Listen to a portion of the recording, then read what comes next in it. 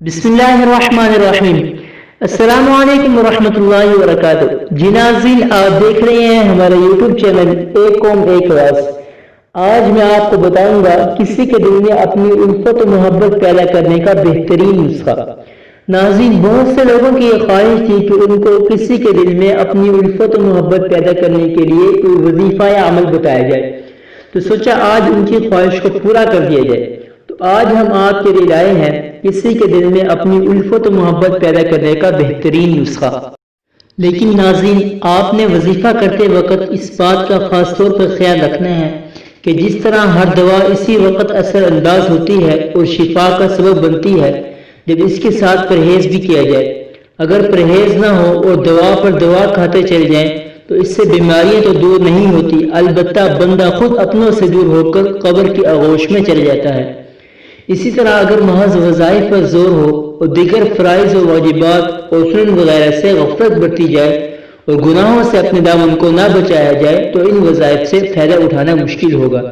इसलिए सिर्फ वज़ाइफ का सहारा काफ़ी नहीं, इसके साथ हुकूकुल्लाह और हुकूकुल इबाद की अदायगी का भी खूब एहतमाम किया जाए।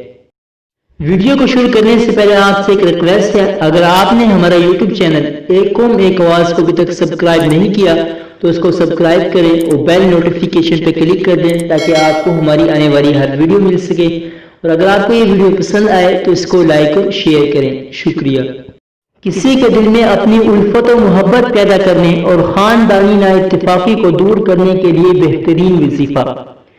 नाज़रीन, अगर आप किसी के दिल में अपनी उल्फत और मोहब्बत पैदा करना चाहते हैं या खानदान में नाइत्तेफाकी हो तो आप इत्तिफाक पैदा करना चाहते हैं तो आप इस आयत मुबारका को 11 मरतबा दिन में रोजाना पढ़ें।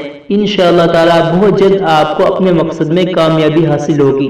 वो आयत ये है, वअल्लफ़ बैन क़ुलूबिहिम लौ अनफ़क़्त मा फ़िल अर्ज़ि जमीअन मा अल्लफ़्त बैन क़ुलूबिहिम वलकिन्नल्लाह अल्लफ़ बैनहुम इन्नहु अज़ीज़ुन हकीम। वअल्लफ़ बैन क़ुलूबिहिम लौ अनफ़क़्त मा फ़िल अर्ज़ि जमीअन मा अल्लफ़्त बैन क़ुलूबिहिम वलकिन्नल्लाह अल्लफ़ बैनहुम इन्नहु अज़ीज़ुन हकीम। ये सूरतुल अनफ़ाल की आयत नंबर 63 है। अगर आप किसी के दिल में उल्फत और मोहब्बत पैदा करना चाहते हैं या खानदान में नाइत्तेफाकी है और आप इत्तिफाक पैदा करना चाहते हैं तो आप इस आयत मुबारका को दिन में 11 दफ़ा रोजाना पढ़ें। इंशाअल्लाह ताला आपको जल्द अपने मकसद में कामयाबी हासिल होगी।